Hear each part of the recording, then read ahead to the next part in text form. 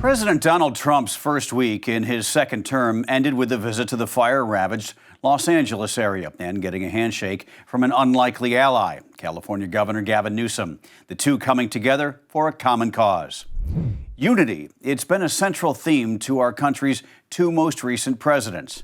Former President Joe Biden spoke about it in his inaugural address in 2021. To restore the soul and secure the future of America requires so much more than words. It requires the most elusive of all things in a democracy: unity. 4 years later, President Donald Trump referenced it in his inaugural speech. National unity is now returning to America, and confidence and pride is soaring like never before. In everything we do, my administration will be inspired by a strong pursuit of excellence and unrelenting success. But just how united are these United States of America? Each state has its own leadership, with the governor sitting at the top. The voice of the governor is an important one, an elected messenger of his or her constituents, representing the different views from one state to another. Trump's inauguration and his first days in office as the 47th president had all 50 governors, Democrat and Republican, talking. To get a sense of the state of the United States, we looked at each governor's online presence during the past week, their social media posts, website updates, and news stories to see how they responded to the same moments in our nation's history. While it may not come as a shock that many Republican governors' reactions to a second Trump administration were favorable and differed greatly from their Democratic counterparts, it is worth noting that sometimes the reactions varied, even within the same party. So let's start at the beginning, Trump's inauguration. Please raise your right hand and repeat after me. I, Donald John Trump, do solemnly swear. I, Donald John Trump, do solemnly swear. That I will faithfully execute. That I will faithfully execute. The office of President of the United States. The office of President of the United States. Several Republican governors posted to social media about their presence at the ceremony and their positive outlook on Trump's next 4 years, such as Texas Governor Greg Abbott, who wrote, "The golden age of America has begun under his leadership," and North Dakota Governor Kelly Armstrong, who wrote, "We are beyond excited to begin working with the president to grow the economy, secure our borders, unleash American energy, support our farmers and ranchers, strengthen our military, defend the Second Amendment, and protect our citizens from federal overreach." And a handful of GOP governors describing Trump's presidency as a new era, a comeback for America, including Georgia Governor Brian Kemp, who wrote, "It's a great day to celebrate a new chapter for America as we prepare to work with this new administration to keep our nation safe, prosperous, and free."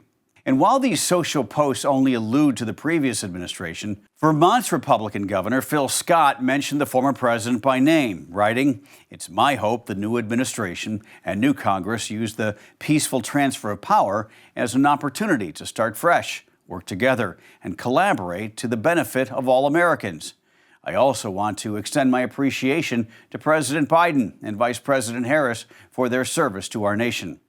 Some Democratic governors honed in on the appreciation for that peaceful transfer of power in their social media messages. Maryland Governor Wes Moore wrote, "The peaceful transfer of power is not something we invented. It's something we inherited from our founders." Pennsylvania Governor Josh Shapiro posted, "For the 47th time in our nation's history, we have inaugurated a new president, completing the peaceful transfer of power and proving that our democracy continues to endure." Other Democratic governors chose to show a sign of unity through the flying of the American flag. Ahead of his inauguration, Donald Trump aired his grievances that American flags would be at half-staff when he became president due to the mourning period for the late President Jimmy Carter. However, things changed after House Speaker Mike Johnson announced the flags at the U.S. Capitol would fly at full staff on Inauguration Day. And once sworn in, President Trump signed this proclamation. We have a proclamation ordering that on all future inauguration days, including this inauguration day, that flags shall be flown at full mast. Very important. Dozens of governors, Democrats included, began to raise the flags in their states on Inauguration Day to commemorate the occasion. including North Carolina Governor Josh Stein, Kentucky's Andy Beshear, Michigan's Gretchen Whitmer, and Minnesota Governor Tim Walz.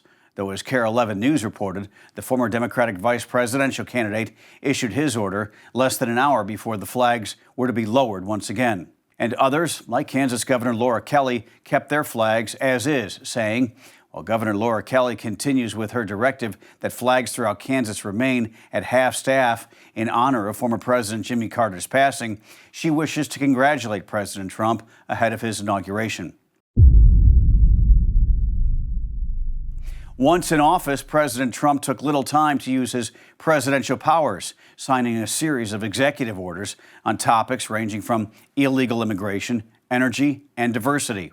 Republican governors cheered these moves. Nebraska Governor Jim Pillen wrote, President Trump's day one executive actions and orders are impressive and are the first steps in delivering on his promise to make America secure, strong, prosperous, and great again. West Virginia Governor Patrick Morrisey said, West Virginia has your back, Mr. President. The Green New Deal is dead. Alaska Governor Mike Dunleavy thanked the president for the executive order, opening parts of the state up for oil and gas drilling, writing, Alaska is unleashed. And Oklahoma Governor Kevin Stitt reacting to Trump's order that the federal government recognize only two genders, writing, President Trump's order recognizing the two sexes will stop the radical gender ideology that infiltrated our federal government. But it was this executive order that received the biggest response from Democratic governors online. This next order relates to the definition of birthright citizenship under the 14th Amendment of the United States. Good. That's a good one. Birthright. That's a big one. What about that one in the courts? That one is likely to be found. Could be. We think we have good grounds, but you could be right. I mean, you'll find out. Illinois Governor J.B. Pritzker wrote, Trump's proposal to strip birthright citizenship from those born in this nation is unconstitutional. In Illinois, we follow the law. New Jersey Governor Phil Murphy responded with, the Constitution could not be more clear. Citizenship of children born in the U.S. does not depend on the citizenship of their parents. That principle is fundamental to who we are as a nation and what it means to be an American. And Massachusetts Governor Maura Healey said, the Constitution is clear. Every child born within our borders deserves the same rights and freedoms as anyone else. And while Arizona Governor Katie Hobbs applauded Trump's actions on border security, she had this to say about the birthright citizenship order. Ending birthright citizenship is unconstitutional and un-American. We should protect what makes our country exceptional, not tear it down. After more than 20 states filed suit, saying the order violated the 14th Amendment, a federal district judge in Seattle temporarily blocked the order from taking effect. Joining in the Democratic backlash over Trump's birthright citizenship order was California Governor Gavin Newsom, who wrote it was unconstitutional.